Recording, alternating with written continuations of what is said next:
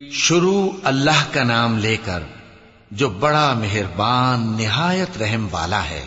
سورج کی قسم اور اس کی دھوپ کی، اور چاند کی جب وہ اس کے پیچھے چلے، اور دن کی جب وہ اسے روشن کر دے، اور رات کی جب وہ اسے چھپا لے، اور آسمان کی اور اس ذات کی جس نے اسے بنایا، اور زمین کی اور اس ذات کی جس نے اسے پھیلایا، اور نفس انسانی کی اور اس کی جس نے اسے درست کر کے بنایا، پھر اس کو بدکاری سے بچنے اور پرہیزگار بننے کی سمجھ دی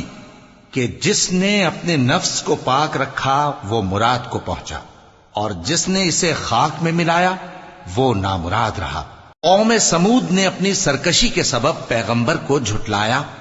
جب ان میں سے ایک نہایت بدبخت اٹھا تو اللہ کے پیغمبر صالح نے ان سے کہا کہ اللہ کی اونٹنی اور اس کے پانی پینے کی باری سے خبردار رہو،